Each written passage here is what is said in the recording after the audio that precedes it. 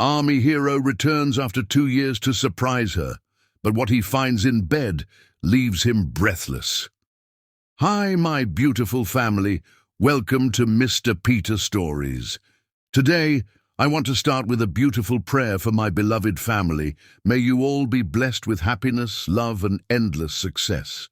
May every challenge in your life turn into an opportunity, and may your hearts always be filled with peace. But before we begin, I have a big alert for all of you. Some fraudulent people are creating channels with my name, stealing my videos, and uploading them as their own. This is deeply upsetting because it is affecting my reach and making it harder for me to connect with you all. I have told you 100 times, please subscribe to this channel and share my videos so we can grow stronger together.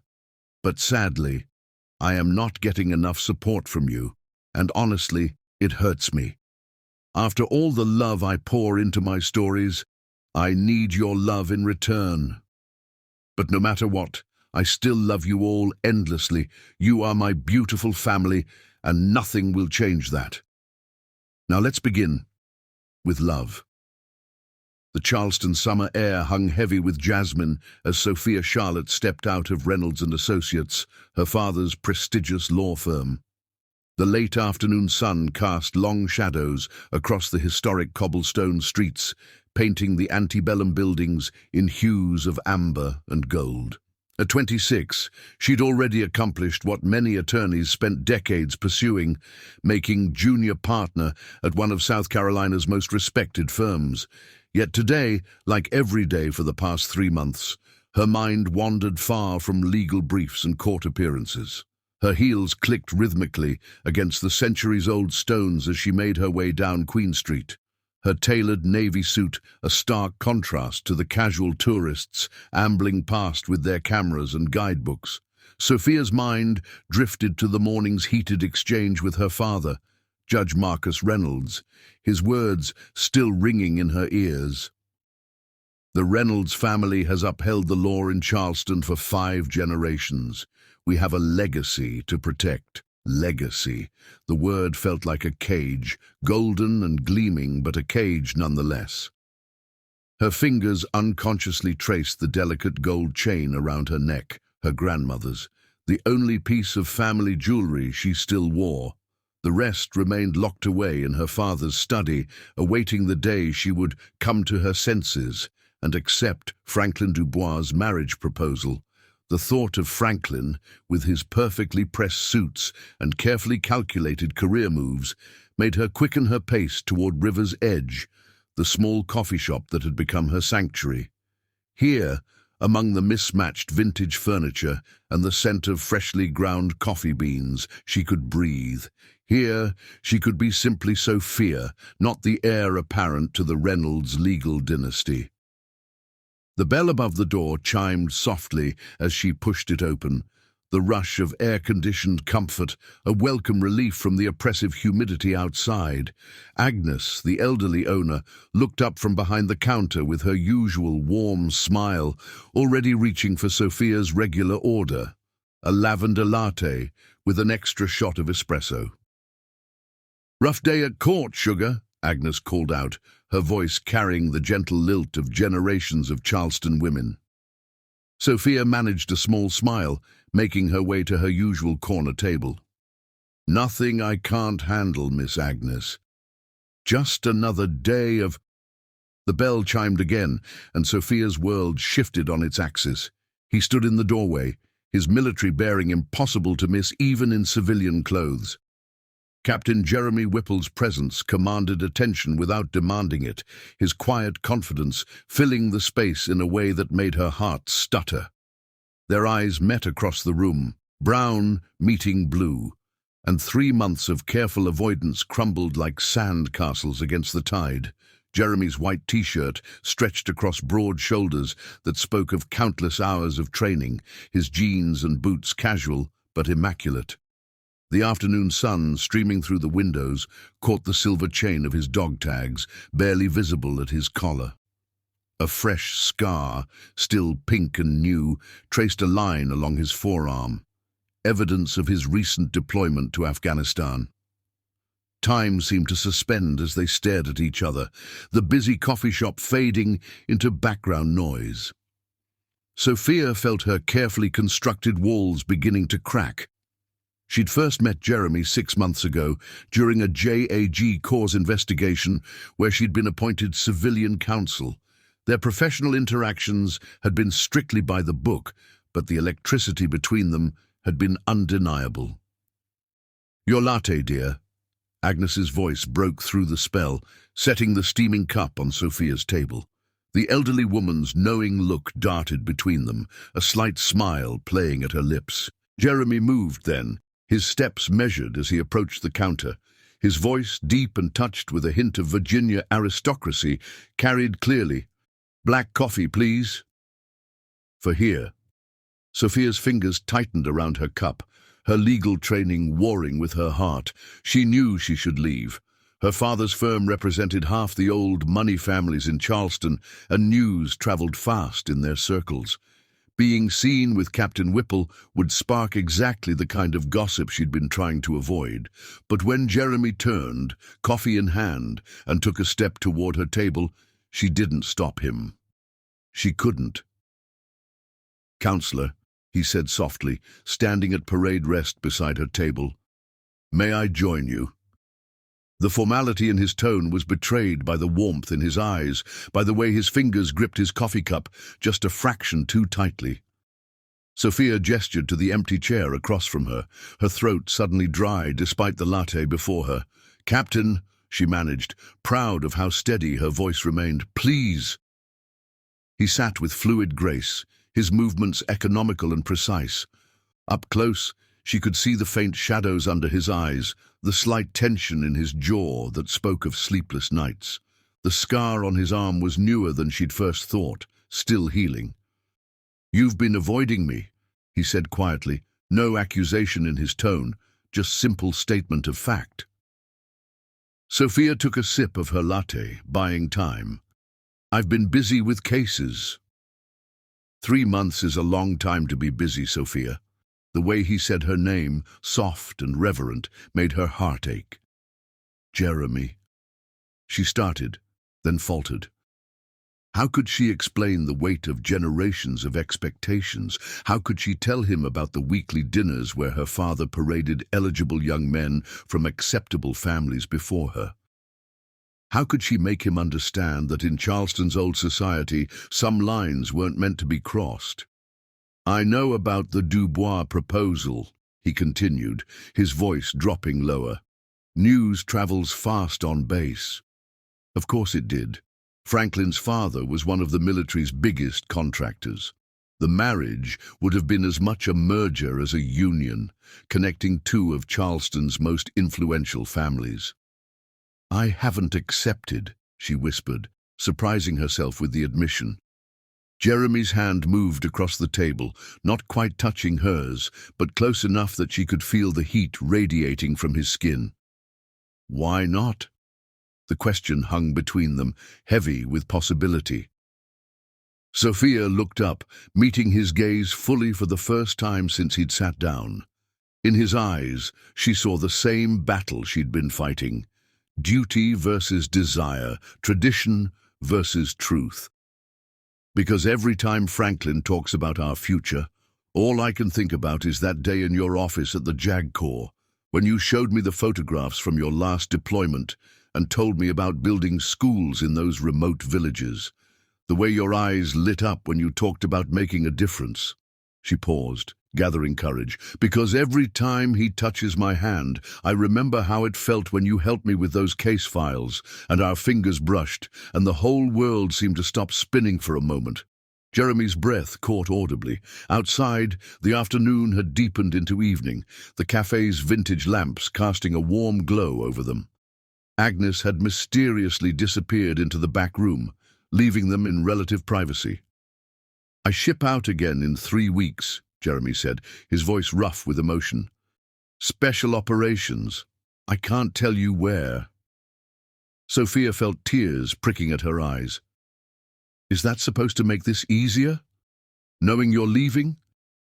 "No." He reached across the table then, his fingers finally touching hers. The contact sent electricity shooting up her arm. "It's supposed to make you understand why I can't walk away without telling you the truth, without fighting for this." "What truth?" she whispered, though her heart already knew the answer.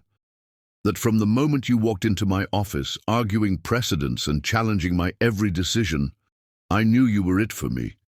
That watching you avoid me for 3 months has been the hardest thing I've ever done, harder than any mission, any deployment." His thumb traced patterns on her palm, sending shivers down her spine. "That I don't care about Charleston society or military politics or anything else. I love you, Sophia Charlotte Reynolds. I love your brilliant mind and your fierce heart and the way you fight for what's right." The tears spilled over then, tracking silently down her cheeks. "My father will never accept this. Your career, times are changing," Jeremy interrupted gently. "Slowly, yes, but they're changing. And even if they weren't," he squeezed her hand, "some things are worth fighting for." Sophia looked at their joined hands, his pale fingers intertwined with her darker ones, both equally strong, equally certain. In that moment, she made her choice. "Yes," she said simply, "they are." The smile that broke across Jeremy's face was like sunrise after the longest night, brilliant and full of promise. Outside, Charleston continued its centuries-old dance of tradition and propriety. Inside River's Edge, witnessed only by Agnes's knowing smile and the gathering dusk, two hearts decided that love was worth any battle that lay ahead. Legacy, Sophia realized, wasn't just about maintaining tradition. Sometimes legacy meant being brave enough to forge a new path, to write a new story. And as Jeremy's fingers tightened around hers, she knew their story was just beginning. Chapter 2. Battle Lines. The mahogany-lined study of the Reynolds mansion had witnessed 5 generations of family decisions, its walls absorbing countless arguments and reconciliations. Tonight, it would witness perhaps its most significant battle yet. Sophia stood before her father's imposing desk, her spine straight as steel, hands clasped behind her back to hide their trembling. The evening sun filtered through leaded glass windows, casting prison bar shadows across the Persian rug. Judge Marcus Reynolds sat in his leather chair, his silver-streaked hair and sharp features reflecting the distinguished ancestry that had made the Reynolds name synonymous with Charleston law. The silence stretched between them, heavy with unspoken words and centuries of tradition. "Daddy," Sophia began, her voice steady despite her racing heart. "His service to this country should matter more than outdated prejudices." She took a step forward, her heels sinking into the plush carpet. "Captain Whipple has earned the Silver Star. He's dedicated his life to protecting everything we hold dear." Her father's fingers drummed once on his desk, the gold signet ring catching the light. "A decorated soldier he may be, but you're a Reynolds, Sophia Charlotte. Do you understand what that means? The responsibilities that come with our name?" The family portraits lining the walls seemed to watch with disapproving eyes. Judges, lawyers, politicians, all of them pillars of Charleston society, all of them following the carefully prescribed path that had been laid out for generations. "I understand that our family has always stood for justice," Sophia countered, moving to stand directly before the desk. "You taught me that, Daddy. You taught me that the law protects everyone equally, that merit matters more than circumstance."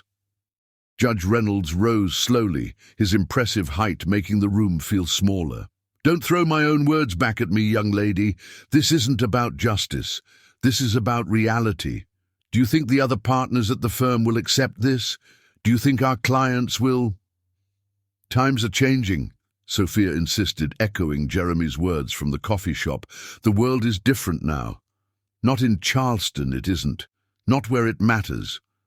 Her father moved to the window, gazing out at the manicured gardens where Sophia had played as a child. Franklin Dubois called me today. He's worried about you. Sophia felt her temper flare. Franklin has no right. He has every right, her father cut in sharply. That boy has been courting you properly for months. His family has been connected to ours since before the war between the states. He can give you a future that makes sense. A future that makes sense. Sophia's laugh held no humor. Daddy, Franklin doesn't even know me. He knows the idea of me, the perfect society wife who'll host his dinner parties and smile prettily at his corporate events. He's never once asked what I want. And what do you want? Judge Reynolds turned, his expression softening slightly. To throw away everything we've built? To become gossip fodder for every social circle in the South? To watch your military man deploy again and again, leaving you alone to face the consequences of your choices? The words struck home, but Sophia lifted her chin. I want to be happy, Daddy. I want to love someone who sees me for who I am, not what family I come from. Jeremy challenges me, respects me, treats me as an equal. Equal? Her father's voice rose. Girl, have you lost your mind? Do you think the world will treat you as equals? Do you think his family will welcome you with open arms? Across town, in a different study with different demons, Jeremy Whipple was fighting his own battle. Admiral James Whipple, retired, sat rigid in his wheelchair, his military bearing undiminished by age or injury. The study of the Whipple family home was smaller than the Reynolds, but no less imposing, decorated with shadow boxes displaying medals and photographs of military achievements spanning 3 generations. Son, the Admiral's voice carried the weight of command despite its quietness. The military is still adjusting to integration. A mixed marriage could affect your career trajectory. Everything you've worked for, your Special Forces command, your future in the service, it could all disappear. Jeremy stood at parade rest, a habit he couldn't break in his father's presence. With all due respect, sir, my service record speaks for itself. My capabilities as an officer won't change because of who I love. Won't they? Admiral Whipple wheeled himself to the shelf where Jeremy's own medals were displayed. You think the brass doesn't talk? You think they don't consider everything when making promotions? Hell, son, half the senior staff still belongs to country clubs that wouldn't let Miss Reynolds through the front door. Then they're wrong. Jeremy's voice held an edge of steel. And if standing up for what's right costs me a star or two, so be it. Wrong? The Admiral slammed his hand down on his armrest. You want to talk about wrong? Wrong is throwing away a career that could make a real difference. Wrong is letting emotion cloud your judgment. Wrong is forgetting everything I taught you about duty and sacrifice. Jeremy moved to the window, looking out at the setting sun. The same sun, he thought, that was shining on Sophia right now. You taught me about honor too, sir, about standing up for what you believe in, no matter the cost. This isn't about honor. His father's voice grew quieter, more dangerous. This is about you being willing to throw away your future for some girl. Jeremy turned sharply. She's not some girl, sir. She's brilliant. Top of her class at Yale Law. Making junior partner at 26. She understands duty and sacrifice better than most officers I know. And her father? Judge Reynolds? The Admiral's laugh was bitter. You think that old-blood Carolina aristocrat is going to welcome a Whipple into his family? We may have served with distinction, son, but we're still new money to their kind. Add in everything else. He shook his head. You're fighting a war you can't win. Maybe, Jeremy acknowledged, moving to kneel beside his father's wheelchair. But you taught me something else too, sir. You taught me that the hardest fights are usually the ones most worth fighting. The Admiral studied his son's face, seeing the same determination that had earned Jeremy his Special Forces beret, his combat decorations, his command. You really love her, don't you? Yes, sir, I do. Back in the Reynolds study, the confrontation had reached its breaking point. "I forbid it," Judge Reynolds declared, his voice ringing with finality. "I forbid this relationship, this foolishness. You are a Reynolds, and you will act like one." Sophia felt something break inside her, not her resolve, but the last threads of her need for approval. "I'm sorry, Daddy, but you don't have that power anymore. I'm not just a Reynolds, I'm me, Sophia Charlotte, a lawyer who believes in justice, a woman who believes in love, and someone who's tired of living by rules that should have died out generations ago." She moved to the door, then paused, her hand on the ornate brass handle. "Jeremy ships out in 3 weeks. Before he goes, I'm going to marry him. It would mean everything to have your blessing, but we'll do it without it if we have to. If you do this," her father's voice was deadly quiet, "you'll lose everything. Your position at the firm, your trust fund, your place in this family." Sophia turned back one last time, tears streaming down her face. "No, Daddy. If you make me choose, you'll lose me, and that's so much worse." The door closed behind her with a soft click that echoed like a gunshot through the study. Judge Marcus Reynolds sank into his chair, suddenly looking every one of his 63 years. On his desk, a framed photograph showed a younger version of himself, teaching a small Sophia how to ride her first bicycle, both of them laughing in the sunshine. As the sun set over Charleston, two families grappled with change, with love, with the weight of tradition and the cost of breaking it. In her apartment, Sophia's phone buzzed with a message from Jeremy. "Whatever comes, we face it together." She replied with shaking fingers, "Together. Always." The battle lines had been drawn. The war for their future had begun. But as the stars emerged over the historic city, two hearts beat in defiant unison, knowing that love, real, profound, unstoppable love, was worth any price they might have to pay. Chapter 3. Secret Vows. The base chapel stood silhouetted against the dawn sky, its white clapboard siding glowing pink in the early morning light. Sophia sat in her car, fingers tracing the delicate pearl earrings that had been her grandmother's, her something old, her something borrowed, her connection to a family that wouldn't be present to witness this moment. The simple white dress, laying across her back seat, caught the light, its modest elegance a far cry from the elaborate wedding her father had always imagined for her. Colonel Maria Henderson, Jeremy's commanding officer's wife, tapped gently on the car window. Her warm smile and steady presence had been unexpected gifts in the whirlwind of the past 2 weeks. She opened the door, reaching for Sophia's trembling hands. "Come on, sweetheart," Maria whispered, helping her from the car. "Let's get you ready to marry your soldier." The chapel's small side room had been transformed into an impromptu bridal suite. Maria had brought flowers, simple white roses and baby's breath, and arranged them in a small bouquet. The morning light streamed through stained glass, casting rainbow shadows across the wooden floor. "I never imagined my wedding day would be like this," Sophia admitted, as Maria helped her with the dress. "Secret, hidden, almost shameful." Maria's hands stilled on the zipper. "There is nothing shameful about love, Sophia. Nothing shameful about choosing happiness over convention." She turned Sophia to face the small mirror. "Look at yourself. You're radiant." The dress was simple but elegant, a sheath of ivory silk that flowed like water, its clean lines emphasizing Sophia's natural grace. Her dark skin glowed against the fabric, and her grandmother's pearls gleamed at her ears. Maria had helped her arrange her hair in a crown of braids intertwined with tiny white flowers. "Something old," Maria said, touching the pearl earrings. "Something new," she gestured to the dress. "Something borrowed." She fastened a delicate silver bracelet around Sophia's wrist. "And something blue." From her pocket she drew a small blue handkerchief, embroidered with military insignia.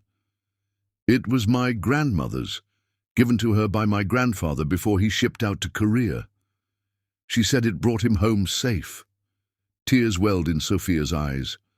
"Maria, I can't—" "You can and you will," Maria insisted, tucking the handkerchief into Sophia's bodice near her heart. Love doesn't recognize rank or race or family trees. It just is. And what you and Jeremy have, that's the real thing.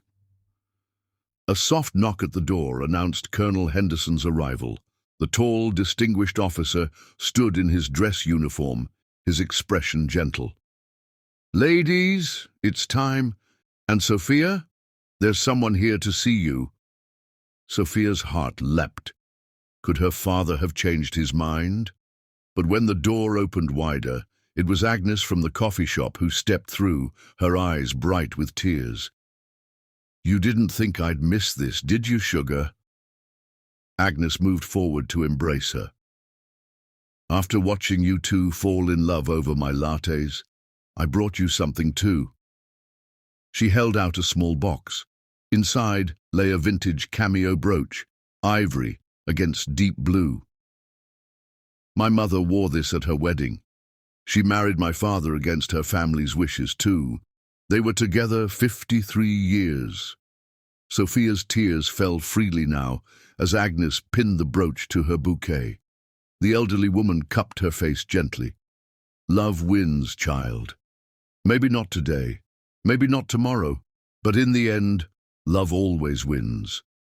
In the chapel proper, Jeremy stood at attention before the altar, his dress blues immaculate, every medal and ribbon telling its own story of service and sacrifice. Colonel Henderson stood beside him as best man, while the base chaplain arranged his papers quietly. The morning light through the stained glass windows painted the small space in jewel tones, creating an intimate atmosphere despite the chapel's emptiness. Jeremy's hands, steady in combat, trembled slightly as he waited. When the chapel doors opened and Sophia appeared on Colonel Henderson's arm, Jeremy's breath caught in his throat. She was a vision in white, moving toward him with grace and determination, her eyes never leaving his. In that moment, he knew with absolute certainty that every risk, every sacrifice, every battle ahead would be worth it. The ceremony itself was brief but profound. The chaplain, an older man who had seen love triumph over prejudice before, spoke of commitment, of faith, of the courage it takes to choose love in a world that often fears it. "The rings you exchange," he intoned, "are circles without end, symbolizing a love that knows no boundaries, no limitations, no prejudice. They are made of gold that has been tested by fire, just as your love has been tested by the world's judgment and emerged stronger." Jeremy's voice was husky with emotion as he slipped the simple gold band onto Sophia's finger. "I, Jeremy Alexander Whipple, take you, Sophia Charlotte Reynolds, to be my lawfully wedded wife. I promise to love you without reservation, to support you in your goals and dreams, to laugh with you and cry with you, to grow with you in mind and spirit, to always be open and honest with you, and to cherish you for as long as we both shall live." Sophia's hands trembled as she placed Jeremy's ring on his finger, but her voice was clear and strong. "I, Sophia Charlotte Reynolds, take you, Jeremy Alexander Whipple, to be my lawfully wedded husband. I promise to love you without condition, to support you through every deployment and return, to be your partner and equal in all things, to face whatever challenges come our way together, and to cherish you for as long as we both shall live." The chaplain's words seemed to fill the small chapel.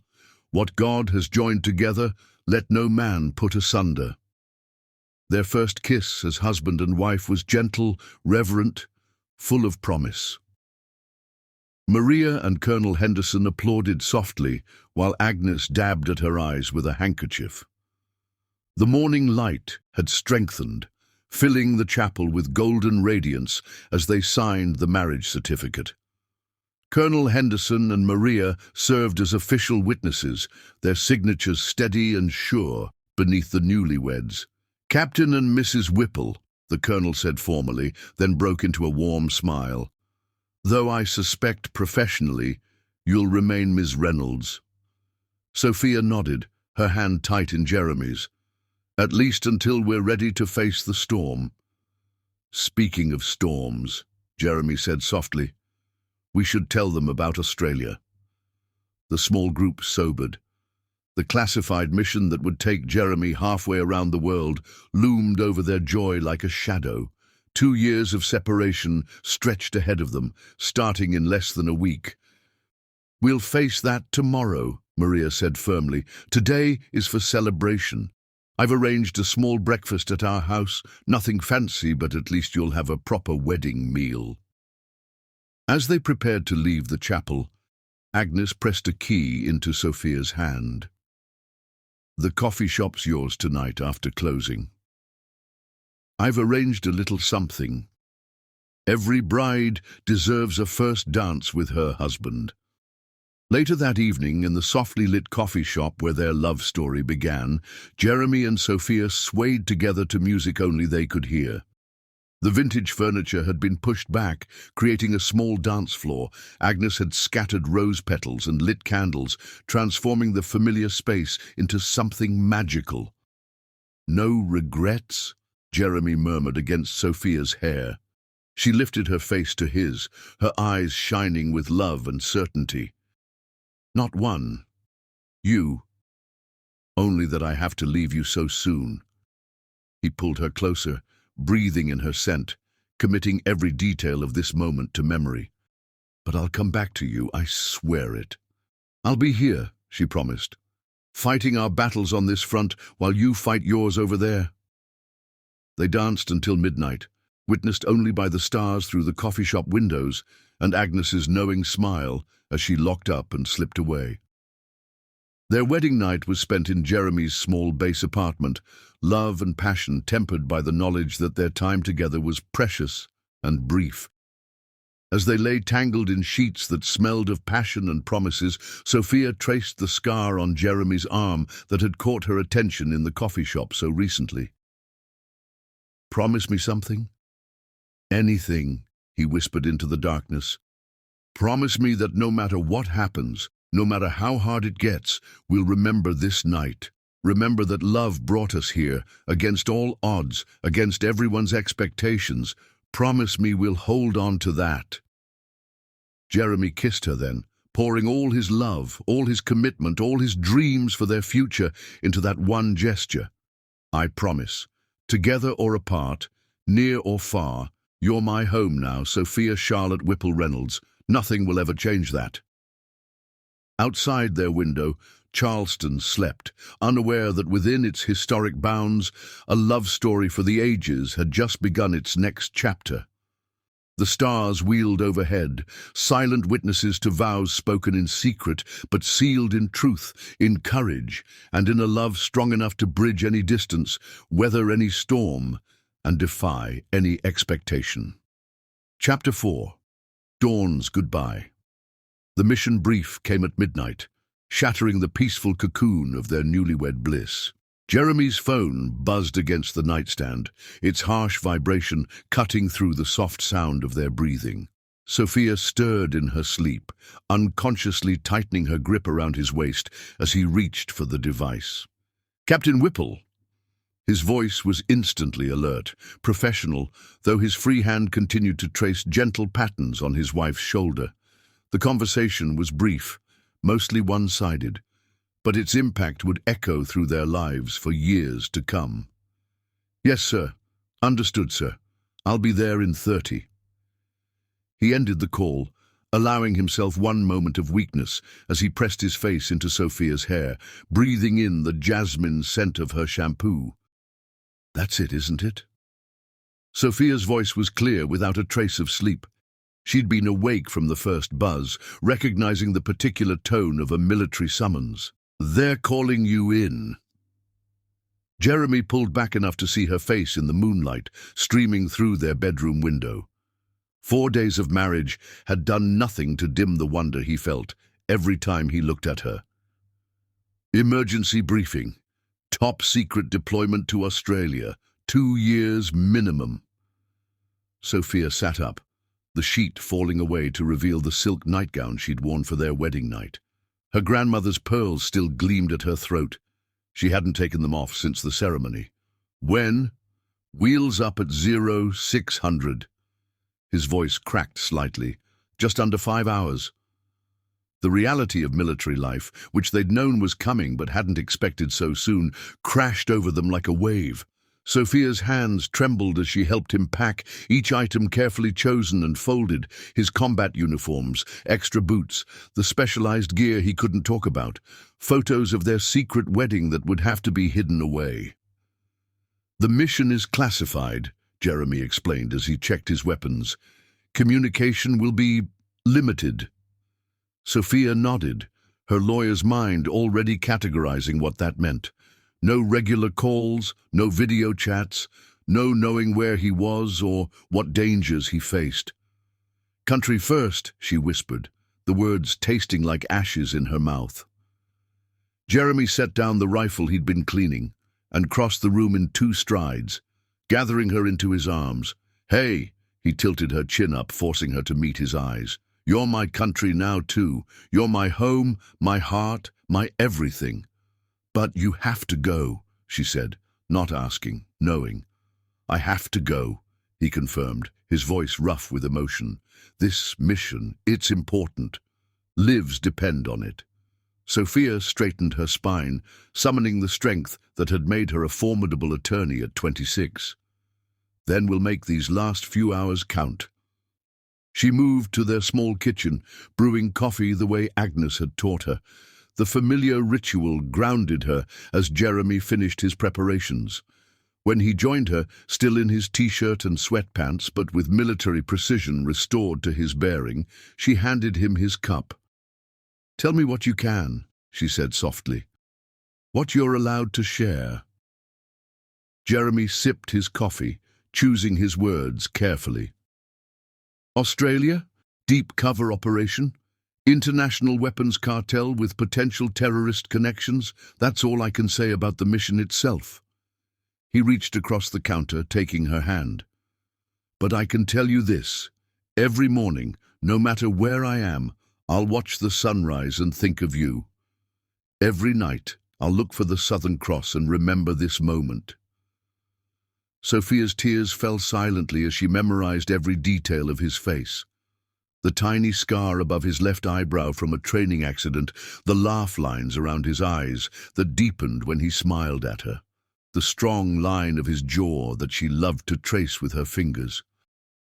"I'll take cases," she said suddenly. "Important ones. Pro bono work for veterans' families, civil rights suits, anything that makes a difference, make you proud." "I'm already proud," he whispered, pulling her into his lap. "So damn proud to call you my wife." They spent the next hour in quiet conversation, sharing coffee and memories and promises.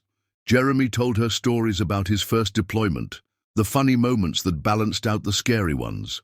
Sophia talked about her plans to expand the firm's pro bono program, using her position as junior partner to effect change from within. At 0400, Jeremy stood to change into his uniform. Sophia helped him with each piece, her fingers lingering on buttons and seams, memorizing the feel of him. When he was fully dressed, medals gleaming in the pre-dawn light, he looked every inch the decorated Special Forces captain. "I have something for you," he said, reaching into his pocket. He pulled out a small box, worn velvet suggesting age and history. Inside lay a compass, old but beautifully maintained, its brass case engraved with intricate designs. "It was my grandfather's," Jeremy explained, placing it in her palm. "He carried it through World War II, said it always led him home to my grandmother. The magnetic needle might not point to me, but the heart always knows the way home." Sophia clutched the compass to her chest, fresh tears spilling. "I can't contact you, can I? Even if something happens with our families." Jeremy's jaw tightened. "The mission requires complete radio silence except for essential communications.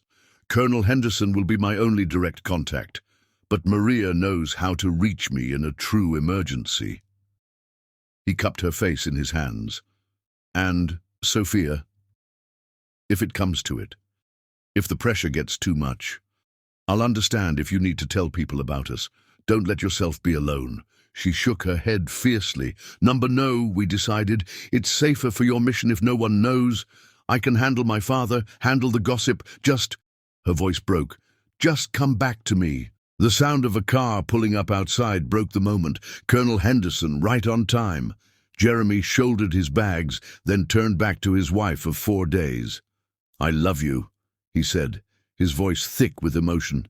Every sunrise, every sunset, every moment in between, I love you. Sophia rose on tiptoes, kissing him with all the passion and fear and love in her heart. Come back to me, soldier. That's an order. His smile, though sad, held all the confidence that had first drawn her to him. Yes, ma'am. At the door, he paused one last time. Country first, he said softly. Country first, she echoed, managing a watery smile. Go save the world, Captain Whipple. I'll be here when you're done. The door closed behind him, with a quiet click that seemed to echo through their small apartment. Sophia moved to the window, watching as he got into the waiting car. Just before he ducked inside, he looked up, their eyes meeting one last time. Then he was gone, leaving Sophia alone with her compass, her memories, and 2 years of silence stretching ahead. She didn't move from the window until the sun rose, painting the sky in shades of pink and gold. Somewhere, she knew, Jeremy would be watching the same sunrise, thinking of her. She touched the compass in her pocket, then her grandmother's pearls, drawing strength from both. The day ahead would bring challenges, explaining Jeremy's absence at the firm, deflecting Franklin's continued attention, maintaining the facade of normalcy while her heart flew across oceans. But for now, in these quiet moments of dawn, Sophia allowed herself to feel everything, the love, the fear, the pride, the pain. Country first, she whispered to the rising sun, but love always. In her hand, the compass needle swung steadily south, pointing toward Australia and the man who carried her heart with him into whatever dangers awaited. Sophia squared her shoulders, dried her tears, and began to prepare for her own mission, keeping their love alive through 2 years of silence, secrecy, and separation. The sun climbed higher, promising another sweltering Charleston day, but in a small apartment that still held traces of coffee and cologne, a newly made military wife faced the dawn with determination, love, and a compass that pointed the way home. Chapter 5. Silent Months. Messages came sporadically, each one shorter than the last. Sophia kept them all in a special folder on her encrypted phone, reading them late at night when the silence in her apartment grew too heavy to bear. Jeremy's words, carefully neutral to pass military screening, carried hidden meanings that only she could understand. Weather's fine down under. Thinking of coffee shops. That was the first one, arriving 3 weeks after his departure. Sophia had cried in her office, understanding his reference to River's Edge, where their love story began. The Charleston summer blazed on, humidity wrapping the city in a thick blanket that made breathing feel like swimming. Sophia threw herself into her work at Reynolds and Associates, taking on more cases than any other junior partner. Her father watched from his corner office, concern warring with pride on his distinguished face. "You're burning yourself out, sugar," Agnes said one morning, sliding an extra shot of espresso into Sophia's usual lavender latte. The elderly woman's eyes held knowing sympathy. He wouldn't want that. Sophia managed a small smile, touching the compass that never left her pocket. "I'm fine, Agnes, just busy with cases." But she wasn't fine. The silence between messages grew longer, the words more sparse. "Mission progressing. Stay safe." That was all she got in month 2, the brief text appearing at 3 a.m. and sending her heart racing. Franklin Dubois increased his pursuit, encouraged by Judge Reynolds' obvious approval. He appeared at her office with lunch invitations, sent expensive flowers that she donated to the hospital, arranged to be seated next to her at charity galas. "You can't mourn your mystery man forever," her father said during one of their weekly dinners, watching her push food around her plate. "Franklin's a good match. He'll give you the life you deserve." Sophia set down her fork, meeting her father's gaze. "I'm not mourning anyone, Daddy. I'm focused on my career. The Thompson case goes to trial next week, and after that, I'm taking on pro bono work for veterans' families." Judge Reynolds frowned. "Pro bono? Sophia, you're a junior partner now. Your time is too valuable." "My time is mine to give," she interrupted firmly, "and veterans' families deserve the best legal representation we can offer." She didn't tell him that each case felt like a connection to Jeremy, a way to serve the military community that had become her secret family. Maria Henderson helped her identify families in need, creating a network of support that stretched across the base. The third month brought a string of victories in court. Sophia's reputation grew, the brilliant young lawyer with a heart of gold and a spine of steel. Her closing arguments became legendary among the Charleston legal circle, her passion for justice drawing admiration even from opposing counsel. But the nights were hardest. She'd lie awake in their bed, still able to smell traces of Jeremy's cologne on his pillow.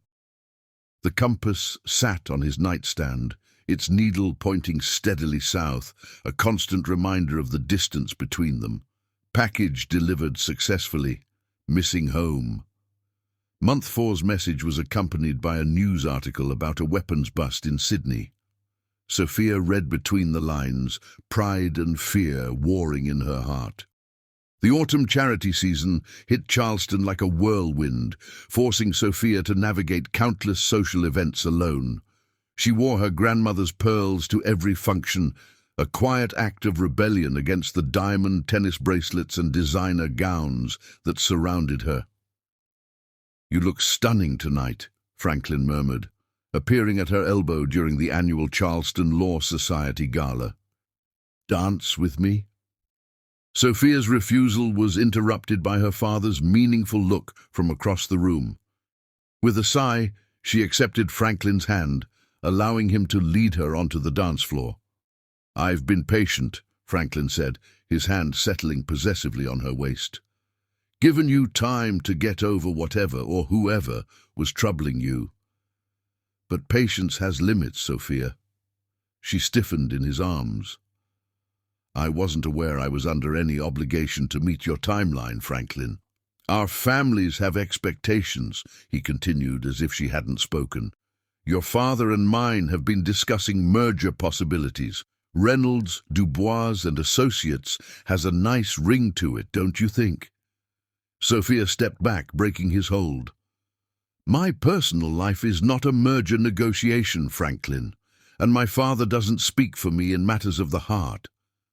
She left him standing on the dance floor, ignoring the whispers that followed her hasty exit. In the ladies' room, she clutched Jeremy's compass, fighting back tears. Month 5 brought radio silence. Sophia checked her phone obsessively, jumping at every notification. Maria assured her that no news was good news, but the worry ate at her, affecting her sleep, her appetite, her concentration. "Take this." Agnes pressed a small package into her hands one morning. Inside, she found a leather-bound journal. "Write to him. Everything you can't say out loud, everything you wish he knew. It helps." The journal became her lifeline. Each night, Sophia filled pages with her thoughts, her fears, her love. She wrote about her cases, about Charleston society's attempts to push her toward Franklin, about the way the coffee shop's morning light still reminded her of their first real conversation. Target acquired, proceeding with caution. Month 6's message was the shortest yet, but it sent chills down her spine. She knew enough about military operations to understand the implications.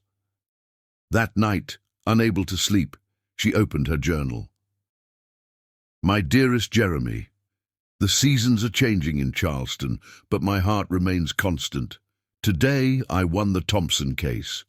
A veteran's widow will keep her home because you inspired me to take on these fights. I wore your compass to court, letting it remind me that true north isn't always where others think it should be. Franklin's pressure increases daily. Daddy thinks he's wearing me down, but he doesn't understand that my heart is literally half a world away. I miss you in ways I never knew it was possible to miss someone.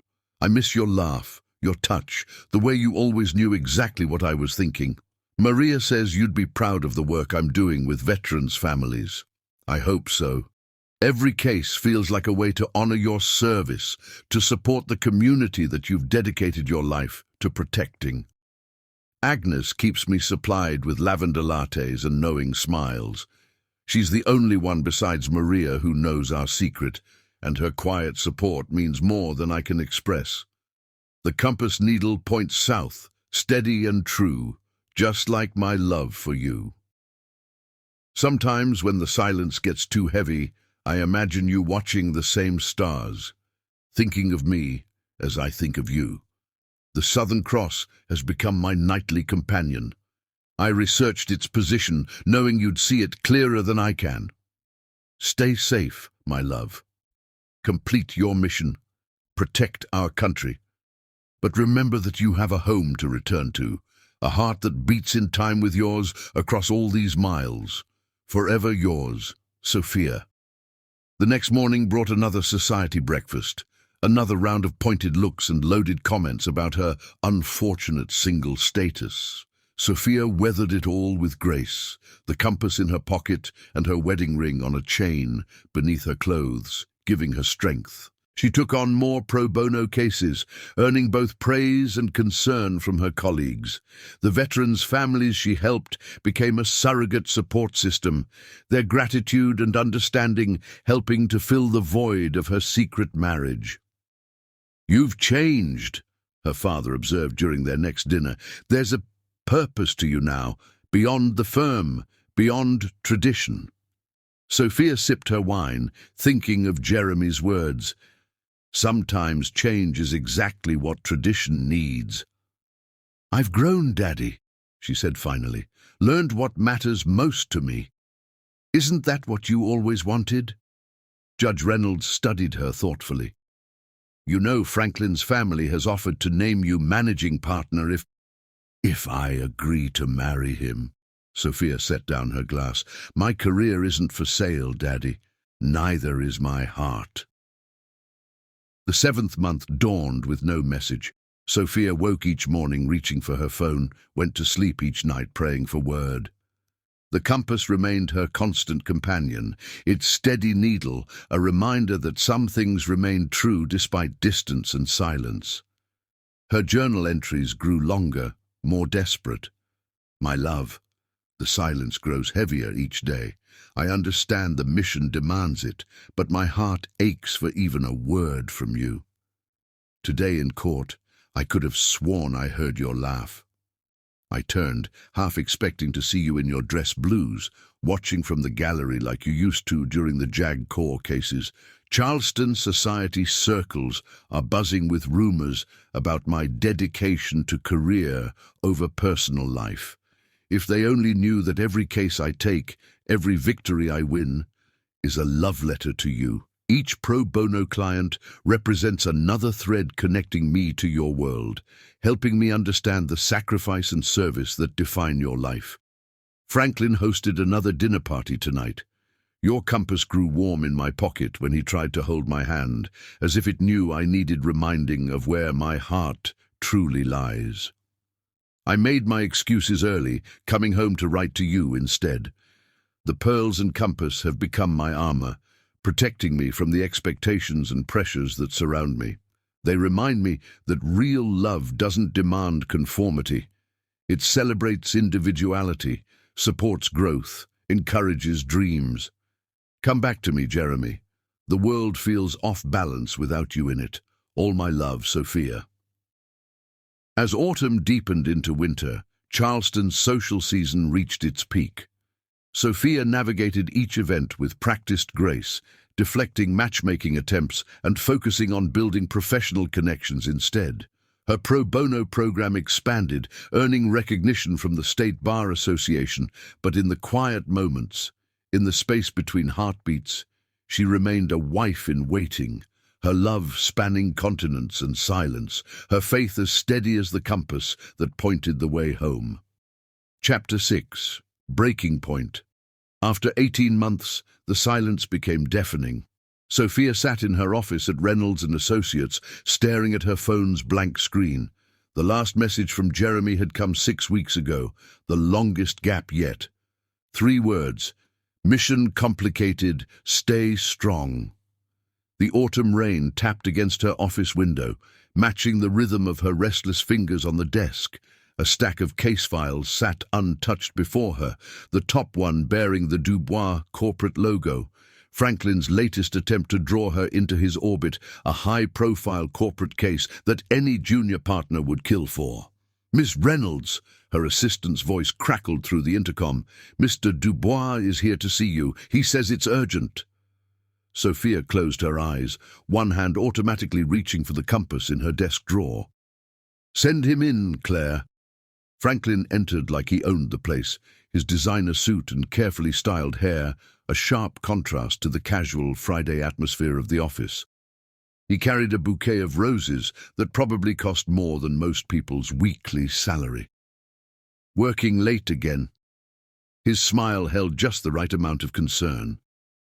"You're going to burn yourself out, darling." "I'm not your darling, Franklin."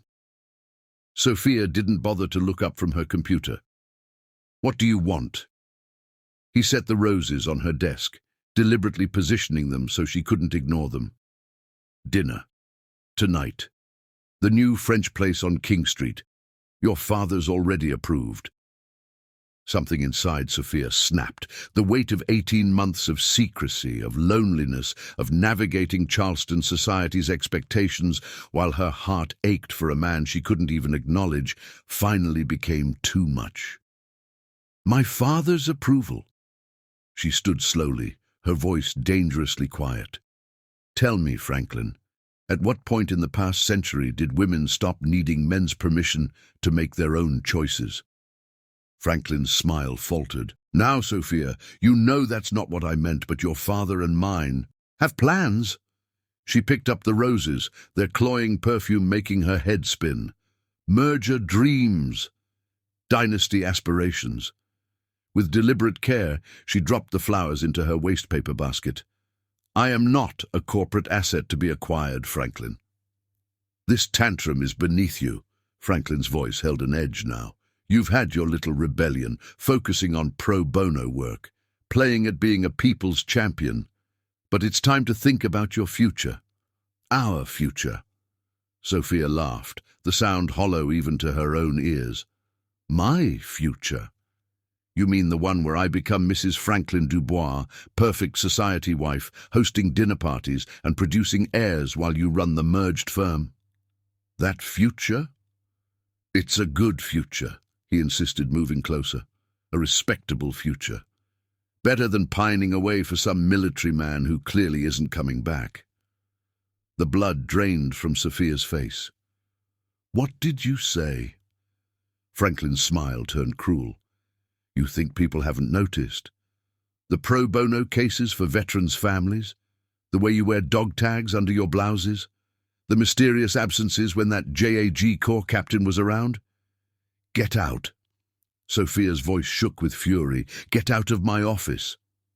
"He's gone, Sophia, probably dead in some classified operation, or maybe he just found someone else, someone more suitable." Franklin reached for her hand. "I can help you save face. We'll announce our engagement at the Christmas gala, have a spring wedding." Sophia jerked away from his touch. "If you don't leave my office right now, I'll have security escort you out." "Your father won't like that." "My father doesn't control my life." Sophia pressed the intercom. "Claire, please call security." Franklin straightened his tie, his mask of civility slipping back into place. "You're making a mistake, Sophia. One you'll regret." After he left, Sophia sat in her darkening office, Jeremy's compass clutched in her trembling hands. The needle pointed steadily south, as it had for 18 months. But for the first time, doubt crept into her heart. She pulled out her phone, opening the encrypted messaging app they'd used for their rare communications. Her fingers hovered over the keyboard as tears blurred her vision. "I can't do this anymore," she typed. 18 months of silence. 18 months of lying to everyone I know. 18 months of fighting off Franklin's advances while trying to protect your mission's secrecy. If you can't choose me now, if you can't at least tell me you're alive, then maybe we need to reconsider everything. Her finger trembled over the send button. This wasn't how she'd imagined their love story ending, in a dark office with rain streaming down the windows and doubt corroding her faith.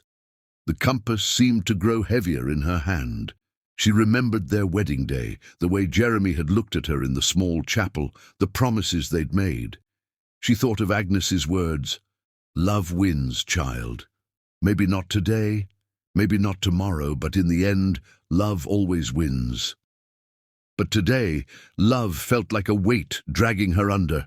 The society whispers had grown louder, the pressure more intense. Franklin's words echoed in her mind. Probably dead, or found someone else. "I love you," she added to the message, tears falling freely now. "God, I love you so much it hurts. But I can't live in this limbo anymore. Please, Jeremy, please just tell me if you're alive. Tell me if what we have is still real." The send button glowed mockingly on her screen. One tap, and she could shatter everything they'd built, everything they'd sacrificed for. Or one tap could finally break through the silence, force a response, bring her husband back to her. Outside her office, the law firm hummed with late afternoon activity. She could hear her father's voice down the hall, probably discussing the Dubois merger again. Claire's gentle knock reminded her of pending deadlines, waiting clients, a world that continued spinning while her private one threatened to implode. Sophia looked at the compass one last time, remembering Jeremy's words. "The magnetic needle might not point to me, but the heart always knows the way home." With a deep breath that felt like shattered glass in her lungs, she pressed send. The message status changed to delivered, then almost immediately to read. Sophia stared at the screen, her heart pounding. For the first time in their relationship, she'd issued an ultimatum. For the first time, she'd put her own needs above the mission, above duty, above country. Minutes ticked by. The rain intensified, drumming against the windows like artillery fire. She imagined Jeremy somewhere in Australia, reading her words, perhaps in the middle of something critical, something classified, something that could get him killed if he lost focus. Guilt warred with desperation in her heart. She opened her journal, its pages worn from 18 months of one-sided conversations. "My dearest Jeremy, I broke today. The weight of silence finally became too heavy to bear. Franklin knows about us, or suspects at least. The whispers are getting louder, the pressure more intense. I told myself I could be strong enough, patient enough, faithful enough. But today I'm just tired. Did you know that when you left, Agnes gave me a card with a quote on it? Distance means so little when someone means so much. I've held on to those words like a lifeline, but today they feel like chains.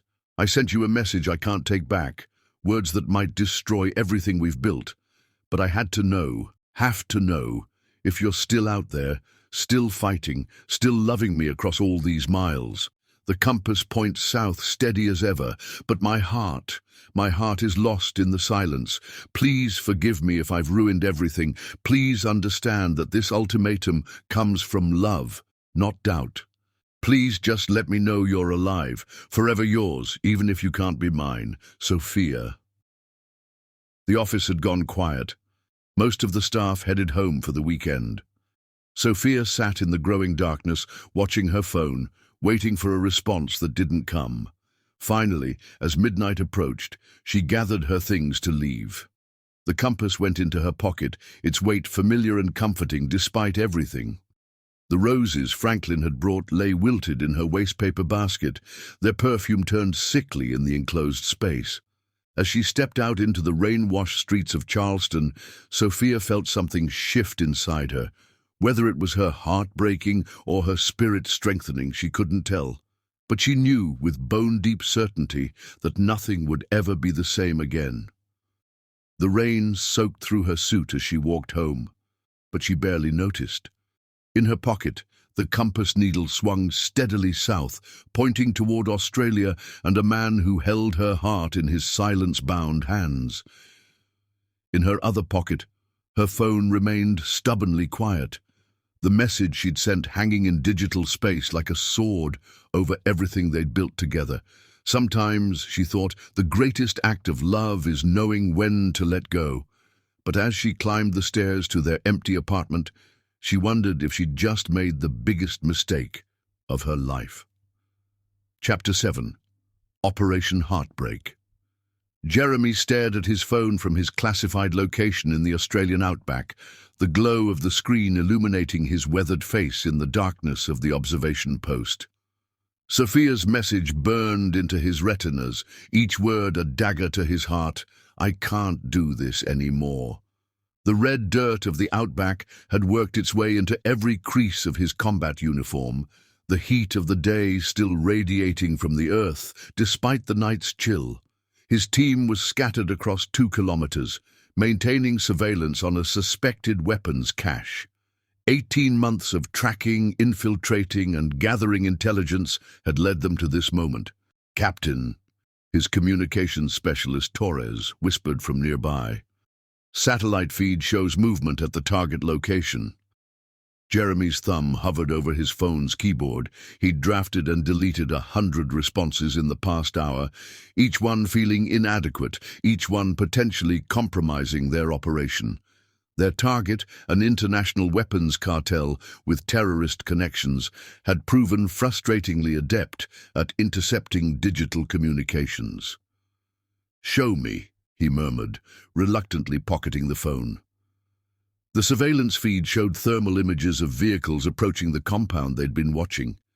This could be it, the major weapons transfer they'd been waiting for. But Sophia's words echoed in his mind. 18 months of silence, 18 months of lying to everyone I know.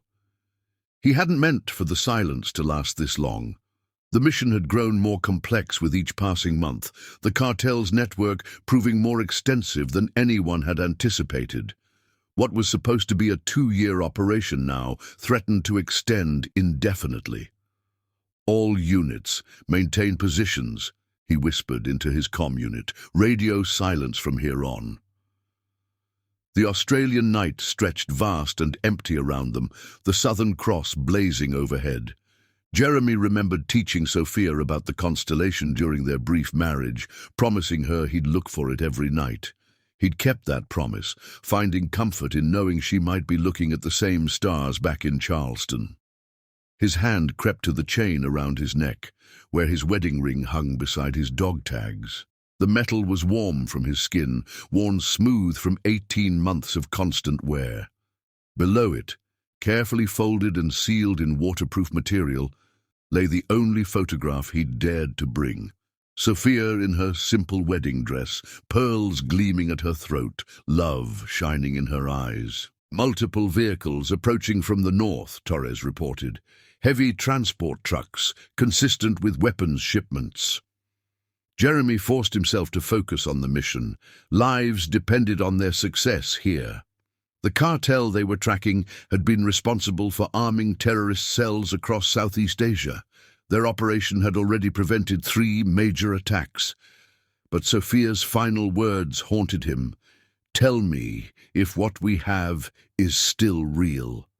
How could she doubt that? Every sunrise, every sunset, every breath between had been for her. The mission's importance had kept him going, yes, but thoughts of returning to her had kept him alive through firefights and close calls. "Sir," Torres's voice held an edge of concern, "we need to move now if we're going to intercept." Jeremy squared his shoulders, pushing his personal pain aside. Alpha Team, move to position Bravo. Beta Team, maintain overwatch. Charlie Team, prepare for interdiction. The next hours passed in a blur of tactical movements and controlled chaos. The weapons shipment was larger than they'd anticipated, enough firepower to supply a small army. As his teams moved into position, Jeremy thought of Sophia's strength in maintaining their secret, protecting his mission, even as it tore her apart. Dawn was breaking over the outback when the operation finally came to its explosive conclusion. The cartel's security forces put up heavy resistance, but Jeremy's teams had trained for this. In the end, they secured the weapons, captured key leaders, and suffered only minor injuries. As the Australian Federal Police moved in to process the scene, Jeremy finally had a moment to breathe. He pulled out his phone, reading Sophia's message again. The sun rising over the red earth reminded him of their last morning together, of her tears as he'd walked away. "Captain Whipple," Colonel Henderson's voice crackled through his satellite phone. "Report." Jeremy delivered his briefing mechanically, outlining the operation's success. But when he finished, he didn't end the call. "Sir," his voice cracked slightly, "I need to ask about the communications blackout." There was a long pause. "Your wife reached out to you?" It wasn't a question. Of course the colonel knew. He was the only one authorized to monitor their emergency channel. "Yes, sir, she's struggling. The silence is breaking her."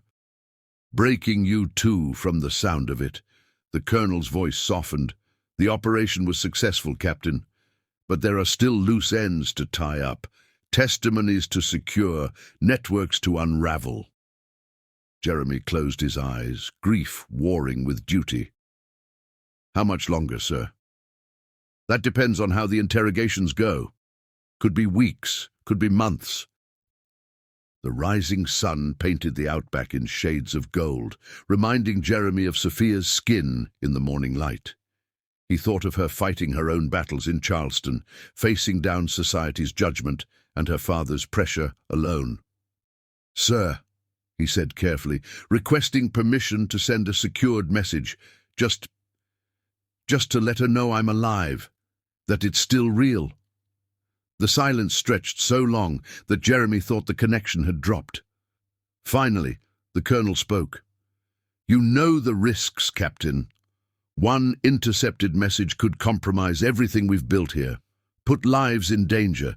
Is that a risk you're willing to take?" Jeremy looked at the photograph of Sophia, then at the weapons they'd just seized. How many lives had they saved today? How many more could they save if they completely dismantled the cartel's network? "The message she sent," he said slowly. "It was about reconsidering everything, about whether what we have is still real." His voice caught. "Sir, I'm losing her." "Son," the colonel's voice was gentle now, "sometimes we have to make impossible choices. That's what we signed up for." Jeremy touched his wedding ring, remembering their vows in the small chapel. "Country first," he whispered. "Country first," the colonel echoed. "I'm sorry, Captain. The blackout stands." The call ended, leaving Jeremy alone with his thoughts as the sun climbed higher. Around him, his team efficiently processed the scene, cataloguing weapons and securing prisoners. They'd struck a major blow against international terrorism today. He should have felt triumphant. Instead, he felt hollow. He pulled out his phone one last time, opening Sophia's message.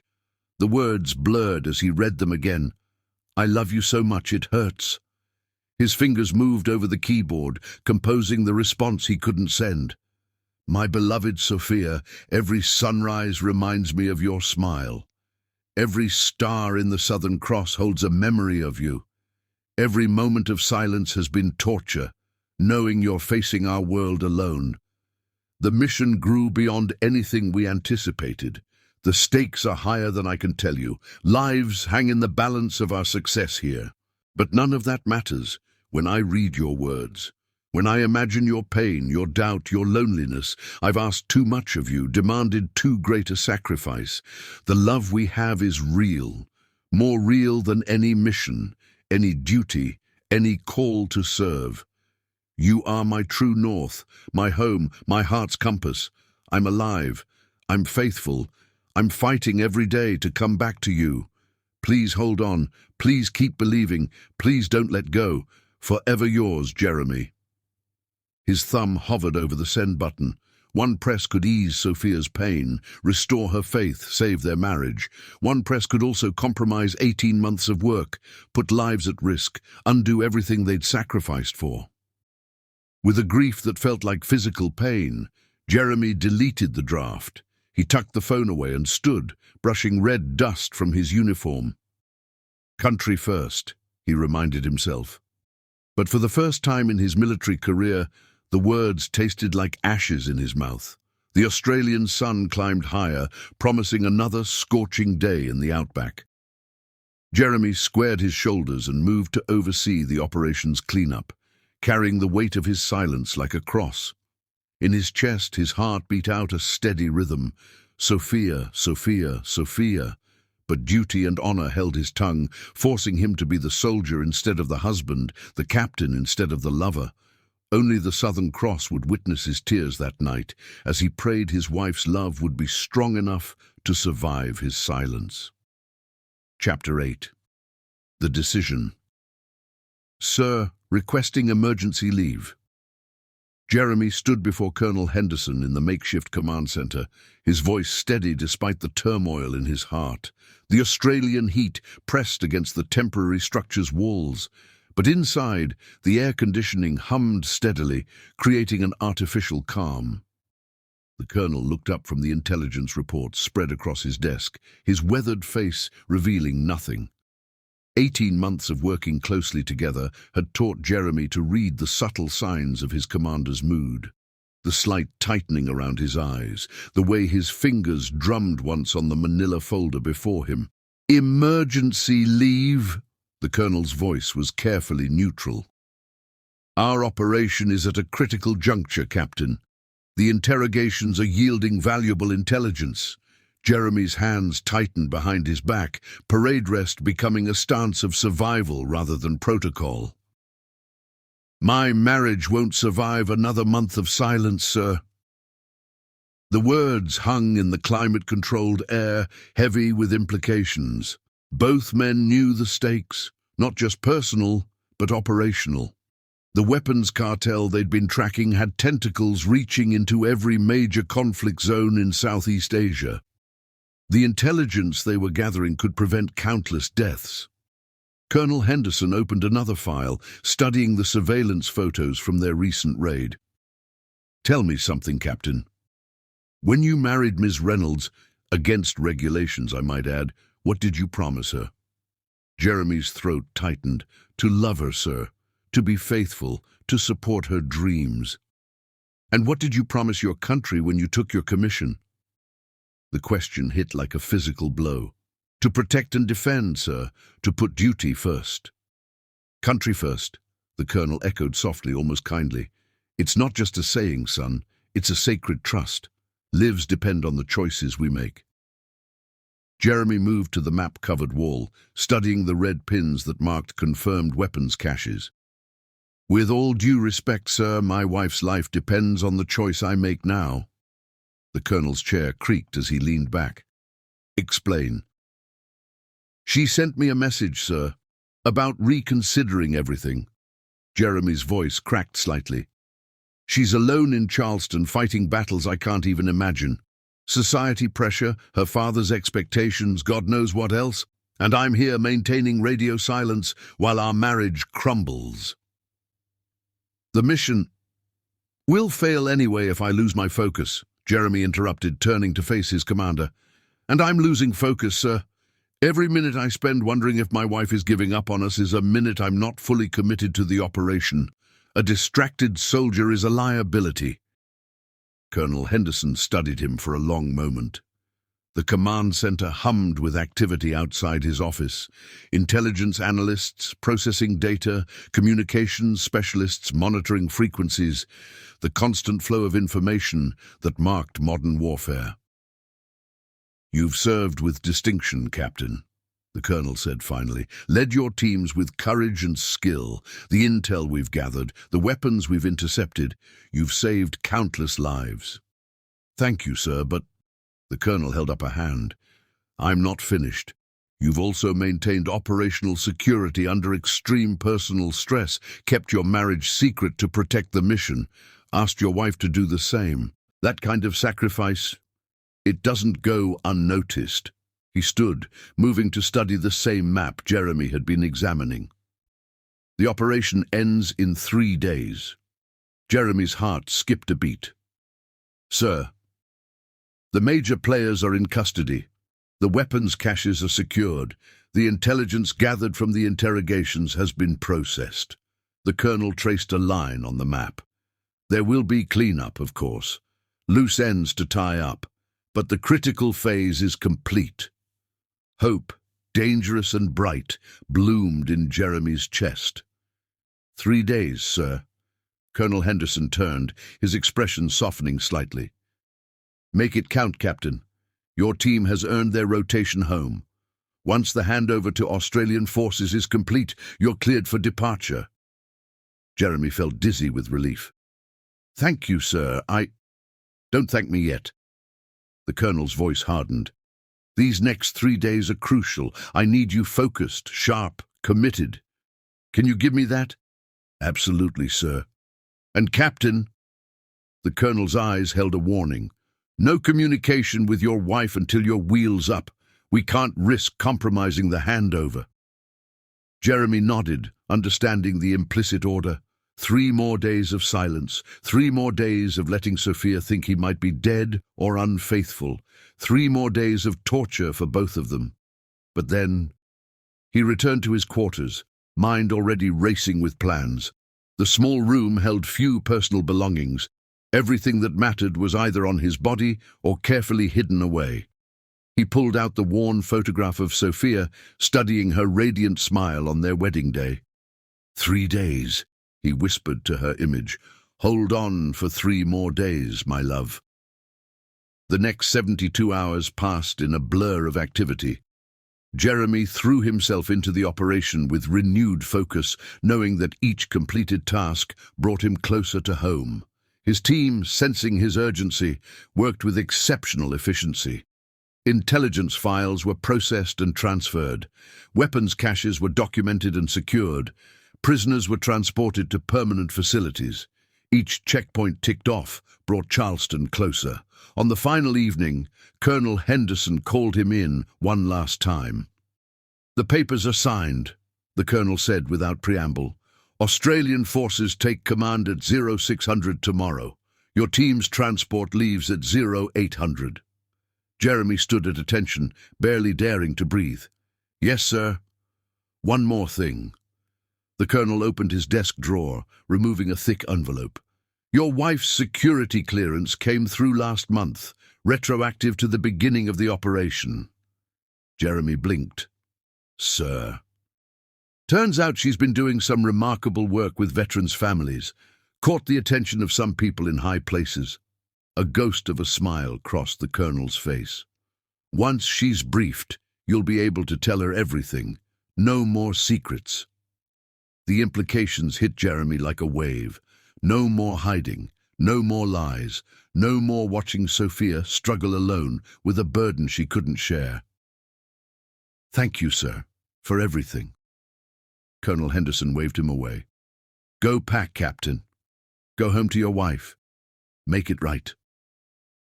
That night, Jeremy lay on his narrow bunk, watching the Southern Cross through his window.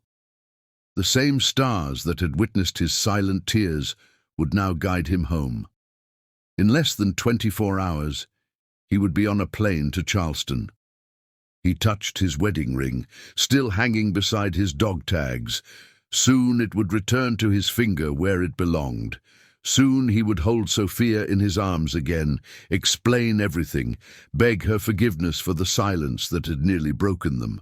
His phone lay on the bedside table, Sophia's last message still unanswered.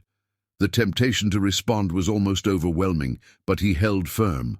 Better to explain in person, to see her face, to hold her while he told her about the mission that had kept them apart. As dawn broke over the Australian outback one last time, Jeremy packed away 18 months of sacrifice and silence. His rifle was cleaned and stored, his uniforms pressed, his mission reports filed. All that remained was the journey home. The transport plane's engines roared to life at precisely 800 hours. As they lifted off Australian soil, Jeremy touched the compass he'd carried through every mission, the mate to the one he'd given Sophia. Its needle swung steadily north now, pointing toward Charleston, toward home, toward love. "I'm coming home," he whispered to the clouds below. "Hold on, my love. I'm finally coming home." Chapter 9. The Return. The Charleston streets hadn't changed, but Jeremy had. The familiar cobblestones echoed under his boots as he made his way through the historic district, the weight of his duffel bag nothing compared to the weight in his heart. The autumn evening wrapped the city in a gentle mist, softening the edges of the antebellum buildings and gas lamps that lined the streets. His key still worked in the lock of their small house, the home they'd shared for just 4 days before his deployment.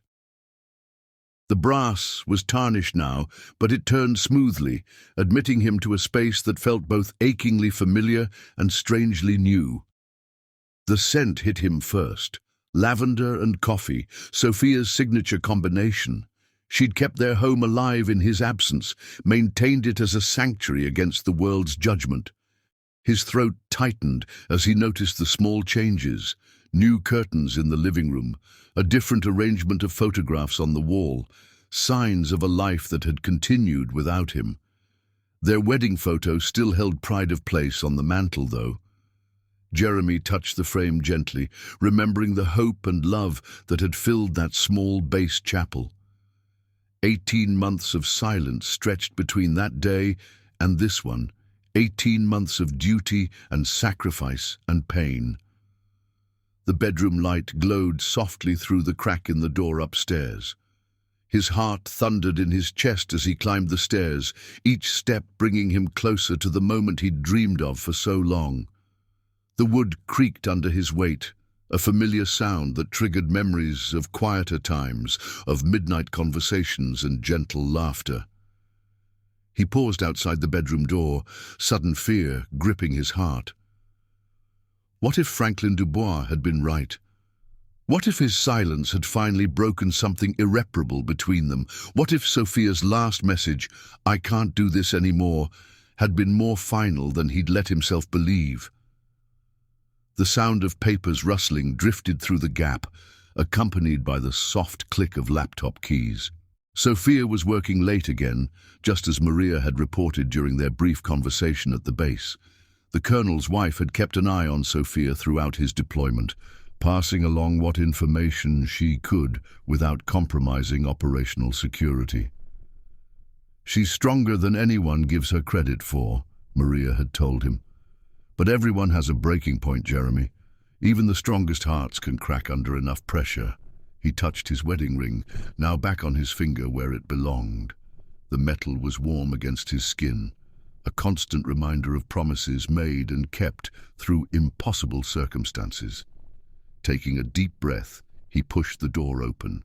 The scene before him stole his breath more effectively than any combat maneuver ever had. Sophia lay on their bed, surrounded by case files and legal briefs, her laptop casting a blue glow over her features. She wore his old army t-shirt, the one he'd left behind by accident in his hurried departure. Her grandmother's pearls still gleamed at her throat, and beside her laptop sat his compass, its needle pointing steadfastly south toward the place he'd just left. But it was her computer screen that made his heart stop. Classified mission reports filled the display, operation details, surveillance photos, intelligence briefs. Everything he hadn't been able to tell her, everything he'd carried alone for 18 months, was laid out before her in official military documentation. "You knew?" The words escaped him before he could stop them, his voice cracking with emotion. "All this time?" Sophia didn't startle at his voice. Instead, She looked up slowly, tears already streaming down her cheeks. The sight of her crying shattered something inside him, all his carefully prepared explanations, all his rehearsed apologies crumbling to dust. "I couldn't tell you," she whispered, her voice hoarse as if she'd been crying for hours, days, months. "Operational security. I protected you the only way I could, by staying away." Jeremy moved into the room on unsteady legs, his duffel bag slipping forgotten to the floor. "How?" Sophia sat up, papers sliding to the floor unheeded. 3 months after you left, I was appointed as civilian counsel to a joint task force. International weapons trafficking, terrorist financing, cross-border jurisdiction issues. Her laugh held no humor. "Imagine my surprise when I opened the first briefing file and saw your mission designation. You had clearance all this time?" The bed dipped under his weight as he sat beside her, close enough to touch, but maintaining a small distance, uncertain of his welcome after so much silence. "Top secret clearance, need-to-know basis." Her hands twisted in her lap. "I read every report, tracked every operation. I knew when you were in firefights, when you made major breakthroughs, when you had close calls." Her voice broke. "I knew everything, except whether you still loved me." The distance between them became unbearable. Jeremy reached for her, pulling her into his arms with a desperation born of 18 months of separation. She came willingly, melting against him as if they'd never been apart. "Every sunrise," he murmured into her hair, breathing in the familiar scent of her shampoo. "Every sunset, every moment in between." "I never stopped loving you, never stopped fighting to come home to you." Sophia's tears soaked through his shirt as she clung to him. "I had to maintain the facade, had to pretend I didn't know where you were, what you were doing, had to let people think."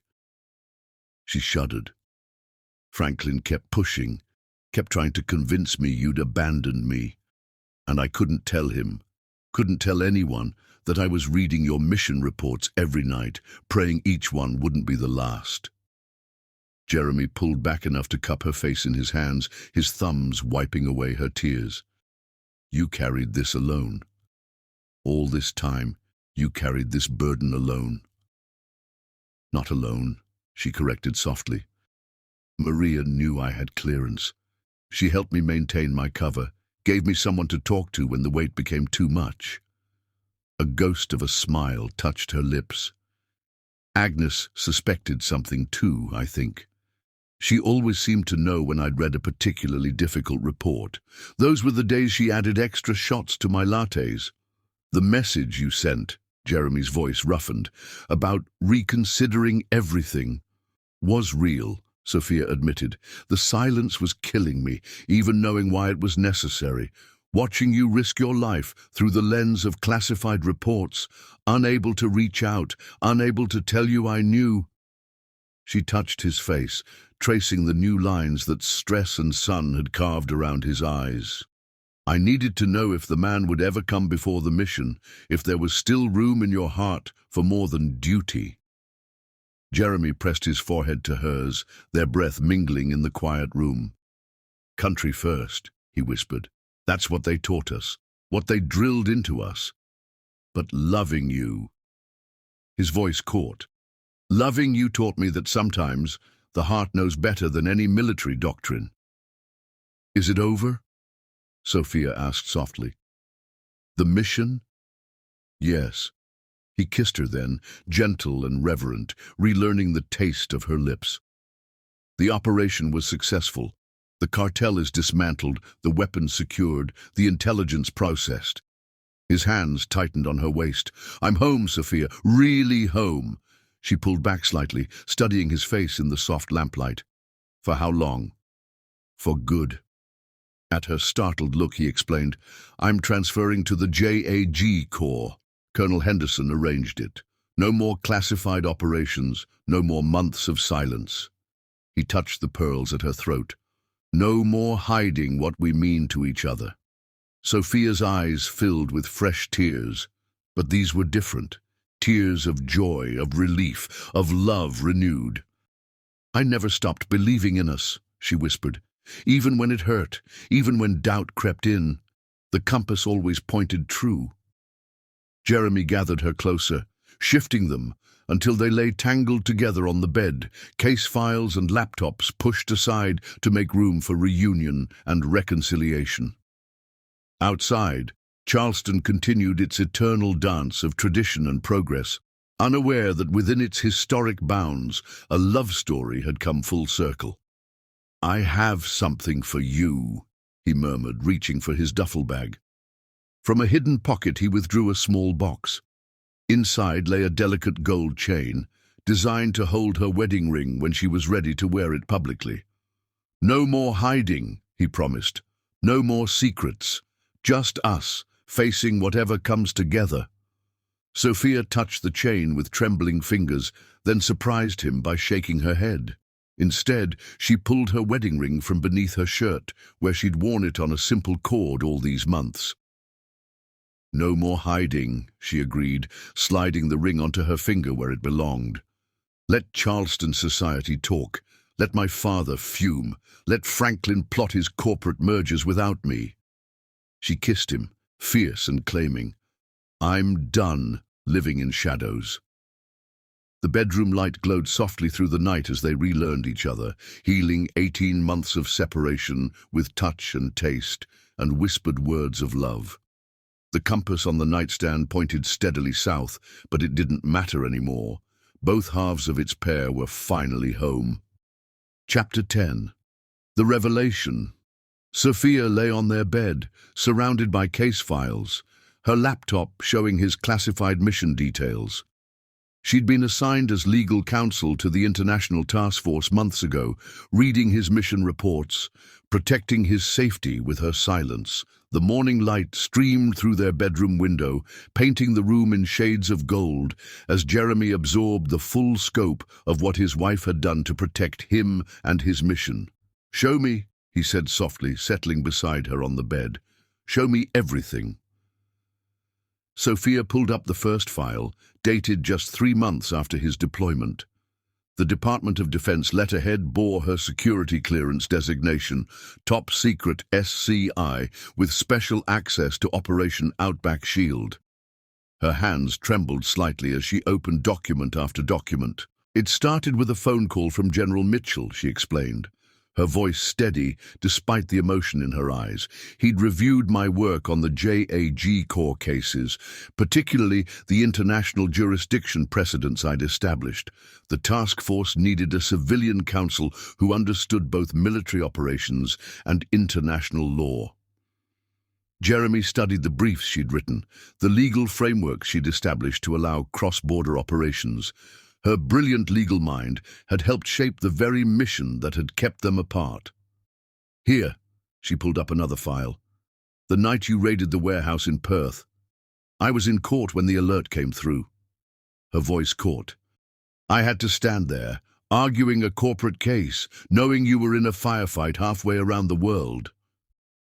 The mission report detailed the operation. 3 wounded, but no casualties. Jeremy remembered that night, the crack of gunfire, the weight of responsibility for his men. "You knew about every operation." "Everyone." Sophia touched the screen where his signature marked the bottom of the report. "I reviewed the legal implications, advised on jurisdictional issues, helped ensure everything would stand up in international court." She laughed softly, though tears shone in her eyes.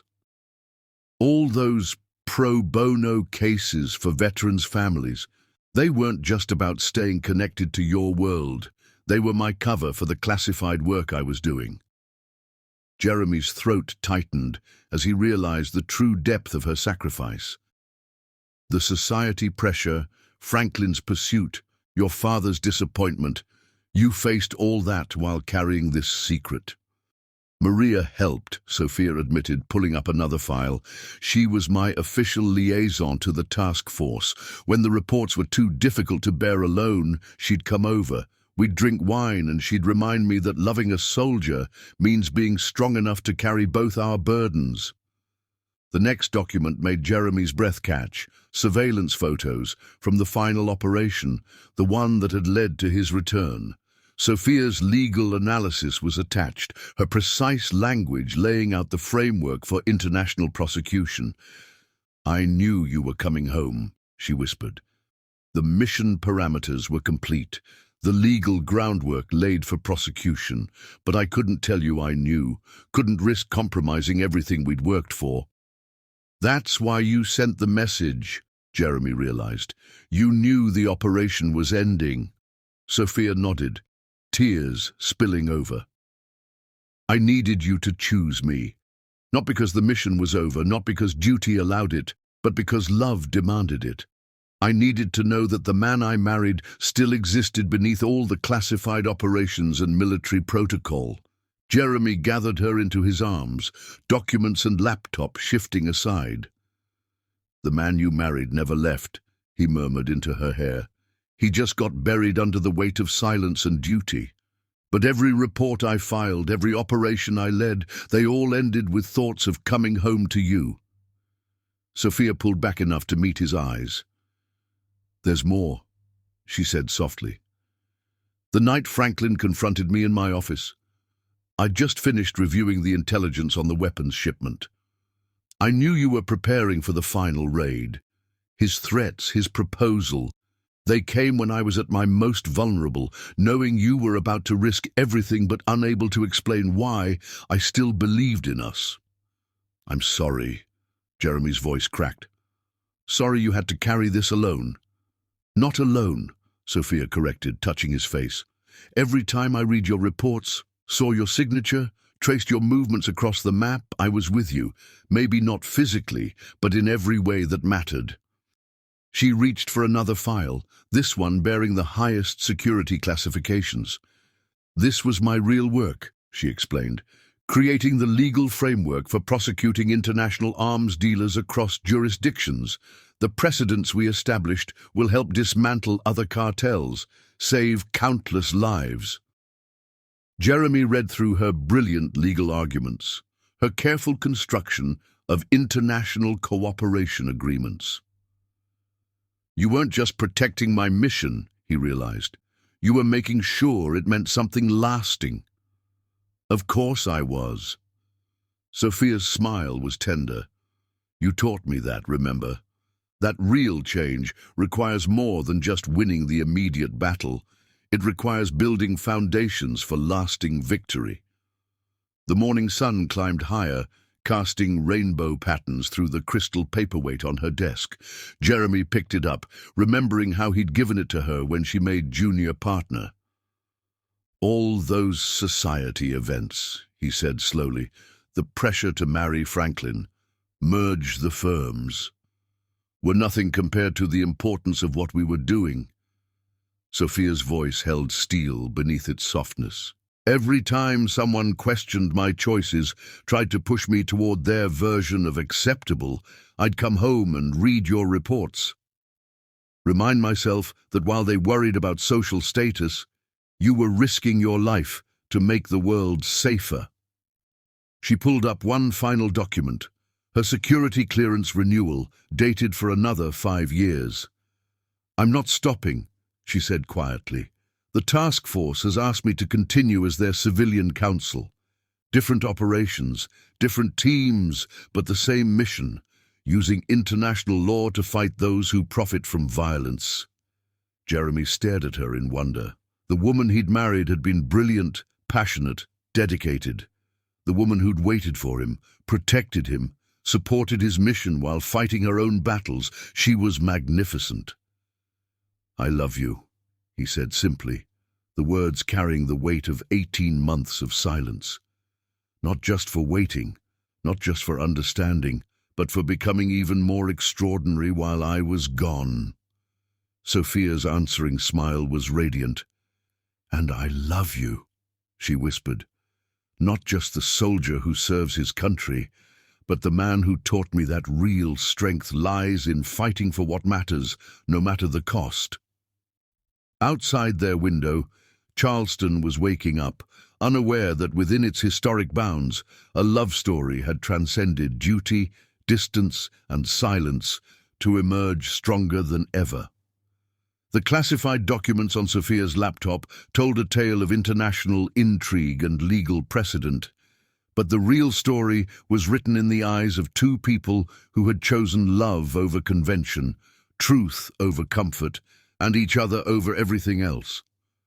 The compass on the nightstand pointed steadily south, but its mission was complete. Both halves of its pair had found their true north in each other's hearts. Chapter 11. The Reunion. "You knew?" Jeremy's voice cracked, raw emotion bleeding through his carefully maintained military composure. "All this time." Sophia smiled through her tears, reaching for him across the scattered case files that covered their bed. "I couldn't tell you. Operational security. I protected you the only way I could, by staying away." The morning sunlight streamed through their bedroom window, painting them both in shades of gold, as they began to bridge the 18-month gap that had stretched between them. Outside, Charleston was waking up, unaware that within its historic bounds, a love story was writing its next chapter. "We need to tell them," Sophia said softly, her hand finding Jeremy's. "Our families. They deserve to know everything now." Jeremy tensed slightly, his fingers tightening around hers. "Your father needs to understand what real courage looks like," she finished firmly. "What real love can accomplish." They dressed carefully, Sophia in a tailored navy suit that spoke of professional confidence, Jeremy in his dress blues with every medal and commendation in place. His transfer to the JAG Corps wouldn't be official for another week, but today he needed the full weight of his service record visible. Maria Henderson had arranged everything, using her social connections to ensure both families would be present at the Reynolds mansion for Sunday brunch. It was a tradition Sophia had maintained even through the long months of separation, though she'd stopped trying to deflect her father's attempts to seat her next to Franklin Dubois. The drive through Charleston's historic streets was quiet, both of them lost in thought. Sophia's wedding ring caught the morning light, no longer hidden on a chain, but proudly displayed on her finger. Jeremy's matching band felt right, solid, a physical reminder that the silence was finally over. Judge Reynolds himself opened the door, his distinguished face showing surprise at seeing Jeremy in full uniform. "Captain Whipple," he said stiffly, "this is unexpected." "Hello, Daddy." Sophia stepped forward, her hand firmly clasped in Jeremy's. "We need to talk, all of us." The study where she'd once stood alone, defending her heart's choice, now felt smaller with both families crowded inside.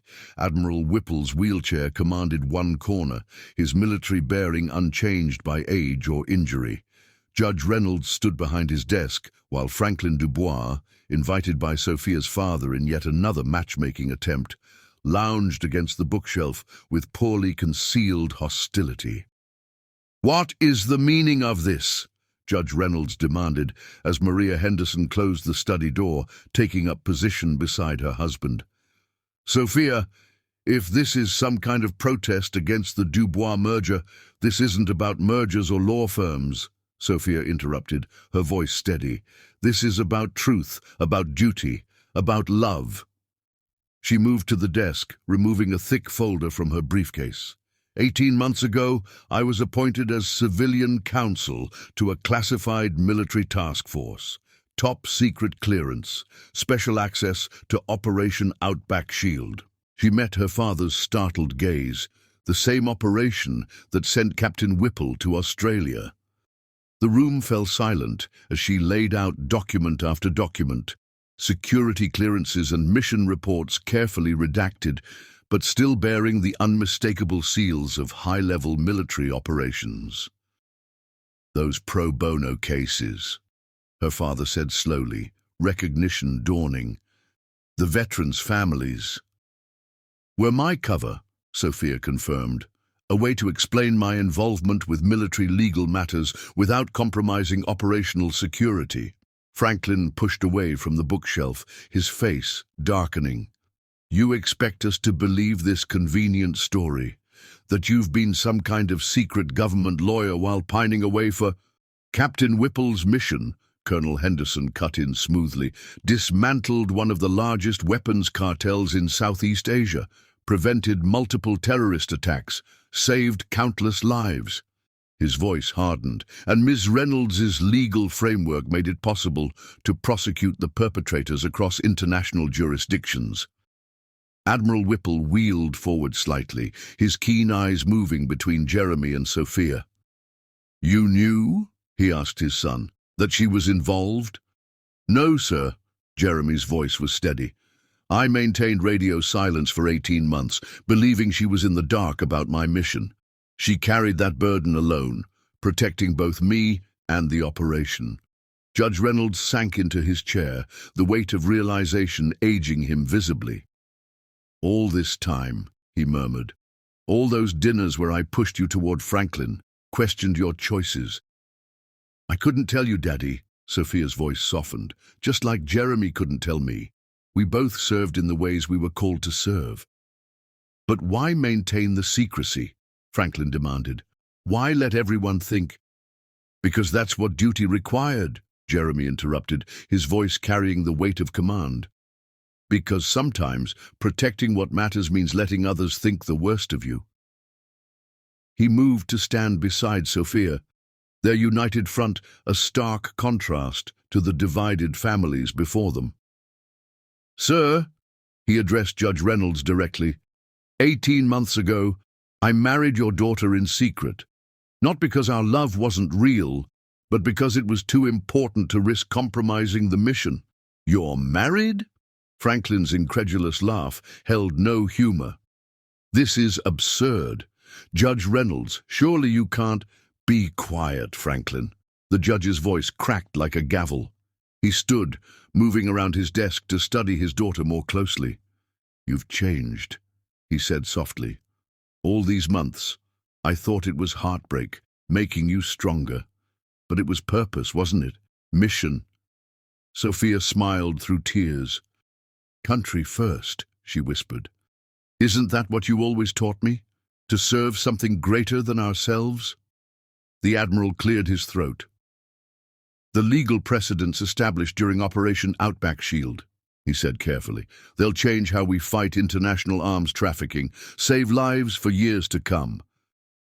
He looked at Sophia with new respect. That was your work. Some of it, she acknowledged. The task force wants me to continue as their civilian counsel. Different operations, but the same mission, using international law to fight those who profit from violence. Colonel Henderson stepped forward. Captain Whipple's transfer to the JAG Corps becomes official next week. He'll be working alongside his wife, combining military experience with legal expertise to continue serving their country. Franklin pushed away from the wall. This is ridiculous. Judge Reynolds, the merger agreements mean nothing, the judge cut him off, compared to what these two have accomplished. He moved to stand before Jeremy and Sophia, his expression softening. I was wrong, he said simply, about both of you, about everything. The admission hung in the air, weighted with 18 months of judgment and misunderstanding. Admiral Whipple wheeled closer, his military bearing softening slightly. Sometimes, he said gruffly, duty means more than following orders. Sometimes it means following your heart and trusting it will lead you to serve in ways you never imagined. Sophia knelt beside his wheelchair, taking his weathered hand in hers. Does this mean you'll both come to our second wedding? A proper ceremony this time, with all our family present? The two patriarchs exchanged glances. Years of prejudice and tradition crumbling in the face of love proved stronger than silence. Duty proved compatible with devotion. I would be honored, the Admiral said firmly. Judge Reynolds cleared his throat. As would I. He looked pointedly at Franklin. I believe Mr. Dubois was just leaving. The merger discussions are terminated. Franklin stormed out, but no one noticed his departure. The study that had once witnessed battle lines being drawn now saw them erased, replaced by new understanding and newfound respect. Maria Henderson slipped out quietly, returning moments later with Agnes from the coffee shop. The elderly woman carried a tray of her famous lavender lattes, her knowing smile suggesting she'd been in on the plan all along. "Love wins," she said simply, passing out the cups. "It just sometimes takes a while for everyone else to catch up." As the morning sun filled the study with golden light, two families began the process of becoming one. The compass in Jeremy's pocket pointed steadily toward his wife, its mission complete now that love had found its true course. Chapter 12. Love Transcendent. Their families arrived the next morning, summoned by the news of Jeremy's return. They found the couple in the kitchen, making breakfast together, their love having weathered every storm, defied every expectation, and emerged stronger. Judge Reynolds looked at his daughter's happiness and finally understood. Love knows no boundaries, no rules, no limitations. It simply is. The morning light streamed through the windows of River's Edge coffee shop, where it had all begun. Agnes had closed the shop for the morning, transforming it into an intimate space for a very special ceremony. White roses and jasmine garlands draped the vintage furniture, their fragrance mingling with the rich aroma of freshly brewed coffee. Sophia stood before the small mirror in Agnes's office, her grandmother's pearls gleaming at her throat. The white dress she wore today was more elaborate than her first wedding dress, but still elegant in its simplicity. Maria Henderson helped adjust her veil, while Agnes dabbed at her eyes with a handkerchief. "You know," Agnes said softly, "when you two first sat at that corner table, I told Maria that I'd never seen two souls more perfectly matched. Even with all the obstacles, all the judgment, your hearts knew the truth." In the main room, Jeremy stood in his dress blues, his father's wheelchair positioned proudly beside him. The Admiral had insisted on standing for the ceremony, his military bearing as straight and proud as ever, despite his injury. Colonel Henderson stood as best man, while the small gathering of guests, family, close friends, and some of the veterans' families Sophia had helped, filled the coffee shop with warmth and love. Judge Reynolds appeared in the office doorway, his eyes misting as he saw his daughter. "You were right," he said quietly, "about everything, about love being stronger than tradition, about courage taking many forms." He offered his arm. "Ready to marry your soldier?" "Again?" Sophia's laugh was pure joy. "I've been ready for 18 months, Daddy." The ceremony was everything their first wedding couldn't be, public, celebrated, surrounded by family and friends who finally understood the depth of their love and sacrifice. The chaplain who had married them the first time stood before them again, his words carrying new meaning. "Love," he began, "is not just a feeling.